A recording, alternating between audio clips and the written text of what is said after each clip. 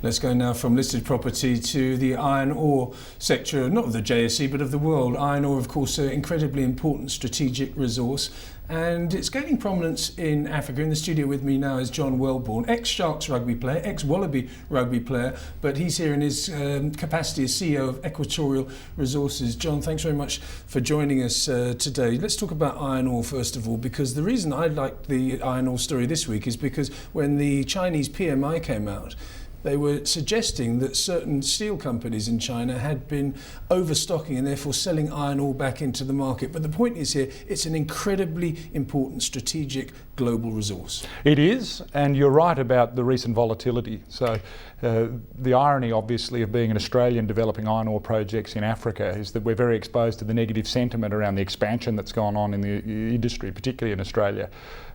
So it's refreshing to be here in Cape Town in South Africa at an iron ore conference, which is largely about the potential of Africa to become a major supplier. Well, where does South Africa and where does Africa as a continent come in the pecking order when it comes to A, production and B, reserves?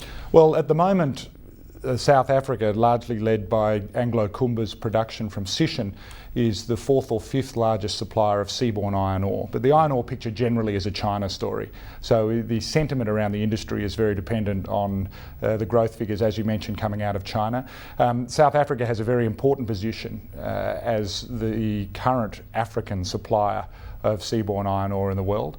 But there's a huge potential for other clusters of projects in Africa to be developed, particularly in West Africa, where there's huge resources. That's where you come in, of course, with Equatorial Resources. Where are you focusing your efforts? We're operating in the Republic of Congo. We've got two projects there. One of them has access to existing infrastructure, which is the challenge for iron ore as a bulk commodity.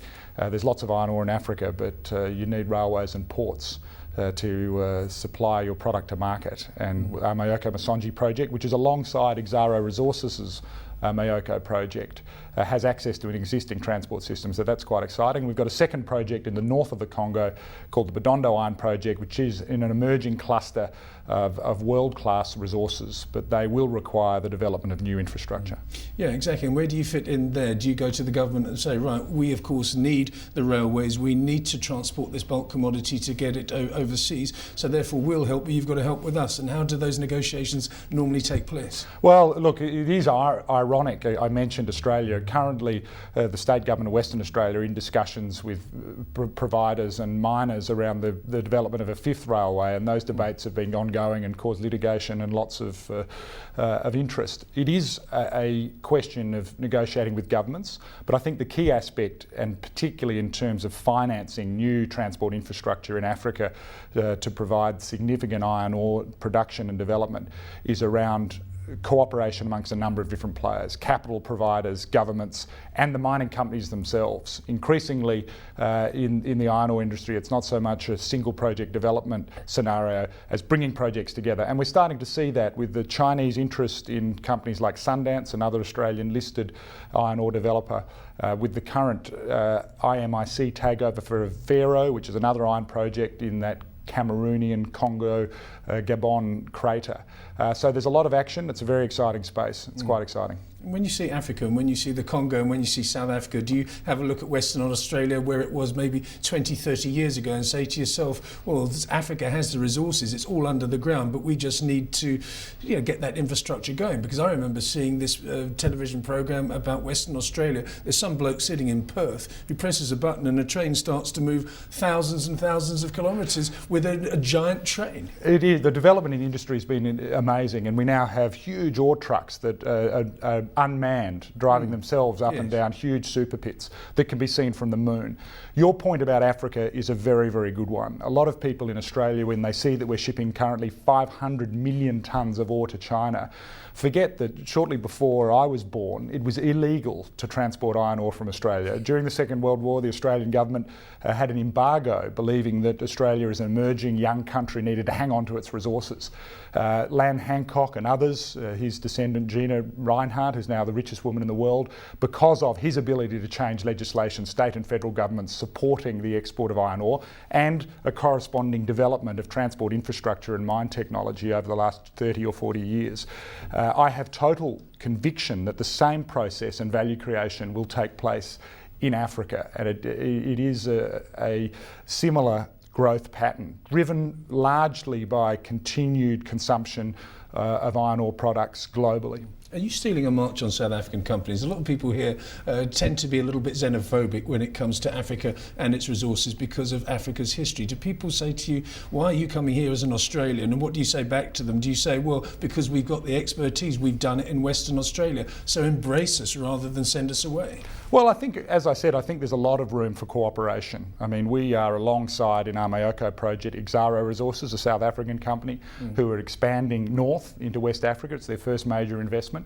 And we are on the ground currently cooperating, and we're looking more and more to see the potential cost synergies around cooperation. I don't think that there is a colonial rush to exploit West Africa as there may have been generations ago, and it is much more a process of assisting these countries to economically develop, promoting stability of government that will support investment.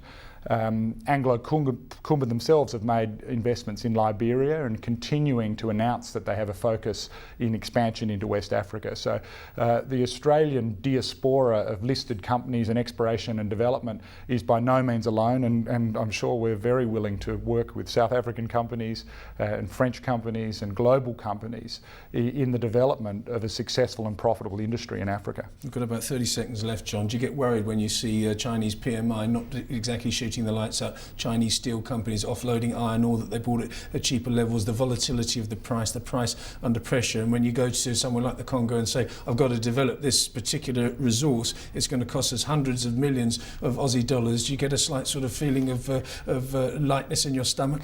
Look, it's a very difficult environment currently to raise large amounts of capital, and that's what these projects need. The important thing about the iron ore industry is it's not an industry that has 2, 3, 4, 5-year mine lives. Big bulk commodity projects get developed with a view for 20, 30 and in some cases 50-year mine lives. If you look at the current volatility in iron ore prices, there's debate about whether the price this year will be $120 or $130. The long-term price is somewhere between $80 and perhaps as high as $110. But in the context of what we discussed a moment ago, the development of, for example, the 500 million tonnes of supply coming from Australia, most of that infrastructure was developed in low prices of around $20 to $30 a tonne. So the reality is, although there's negative sentiment about the price bouncing around, there is a lot of scope for the economically profitable production of iron ore from Africa.